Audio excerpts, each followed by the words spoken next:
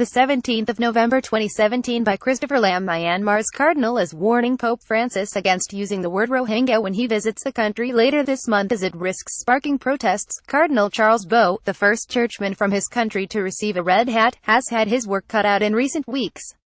Not only has he been trying to arrange the first-ever papal visit to his country, but he's also been walking the most delicate of political tightropes between the Pope's desire to speak out for the Rohingya people and the pressure from forces in Yangon that Francis avoids the R-word. During an interview with the tablet This Week in Rome, the Cardinal comes over as someone who is wearing the pressure lightly.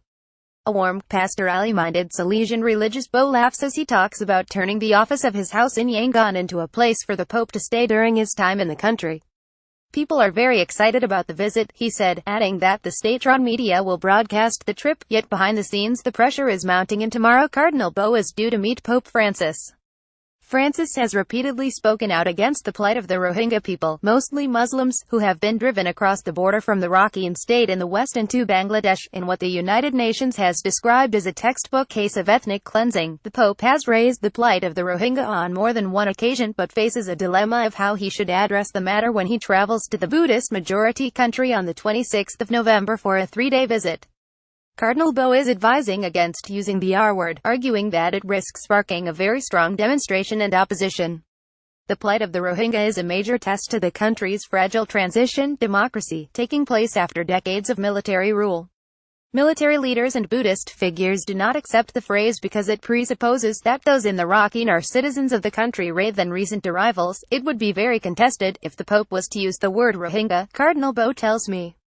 The word is not accepted by the government, the military, the Buddhist community. Bo went on he could use another phrase, such as the Muslims of Rakhine state. The atrocities committed against the Rohingya, he told me, came after attacks on 30 police stations by Muslim militants in the Rakhine state, but Bo also criticized the violence used of the military, who had responded by burning villages and driving people across the border into Bangladesh, to where the Pope will travel from Myanmar, and Bo argues it would be more prudent for Francis to raise the Rohingya by name. He is in the Muslim-majority Bangladesh. Francis, the Cardinal stresses, will be bringing an inclusive message of peace, which the Church in Myanmar, a minority of 700,000 out of a population of 51 million, also seeks to do. The major event of the Pope's visit in the country will be a Mass on the 29th of November at the Kyaikhasan ground in Yangon, expected to be attended by 150,000 people from all faiths. And on the same day he will also meet with members of the Sangha, the Council of Buddhist Leaders. One effect of the Rohingya crisis has been the tarnishing of Aung San Suu Kyi's reputation as an icon of democracy. The country's de facto leader has been heavily criticized across the world for her failure to speak out against the brutal violence in Rakhine. Oxford, where she lived and studied for many years, has stripped her of the freedom of the city, while aid campaigner Bob Geldof has branded her a handmaiden of genocide. A Rohingya refugee carries his son and belongings into Teknaf, Bangladesh, the 25th of October. Copyright CNS. While admitting she could have spoken up sooner, Cardinal Bo believes people have been too quick to judge the Nobel Peace Prize winner. Democracy in Myanmar is very fragile, and for the time being everything is depending on her, he explains, adding that Western media does not give the picture of the events inside Myanmar. I would ask the international community to try to understand and not abandon her. If she is no longer there, then everything could collapse again. The Cardinal is a family friend of Suu Kyi. He knows her two sons and was friendly with her late husband, Michael Aris, an Oxford University historian who is an expert on Himalayan culture. Aris was educated at the Benedictine Wentworth School, in West Sus. The personal sacrifices she and her family made for democracy in Myanmar are movingly documented in Luc Besson's film The Lady.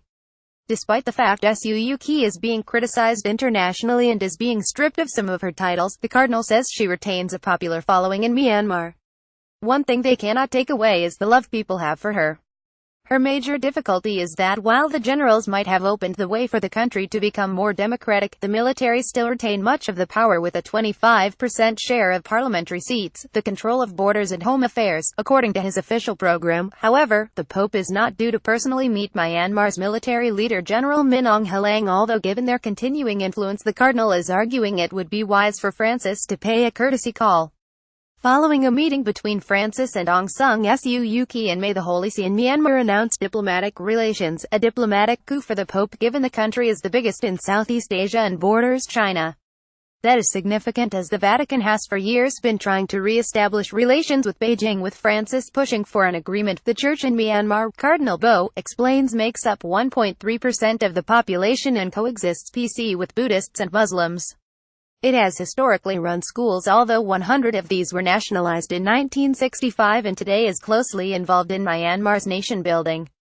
The Cardinal says the Church is focused on 5 areas: education, peace, the role of women, rights of ethnic groups and integral development, and he is hopeful that the nationalized Catholic schools will be returned to their former ownership. This is not the first trip where a particular word uttered by the Pope could cause controversy. During a trip to Armenia last year, the Pope used the word genocide to describe the killing of Armenians by Ottoman Turks at the beginning of the 20th century. He did so even though wasn't included in the prepared speech distributed to journalists before his meeting with Armenia's president. Christopher Lamb speaks to Cardinal Bo, Archbishop of Yangon, Myanmar. Picture a young Rohingya refugee carries a child on the 10th of October while walking in a camp near Cox's Bazar, Bangladesh. Copyright CNS. Wish to comment on this story? Join the debate on Facebook and follow on Twitter.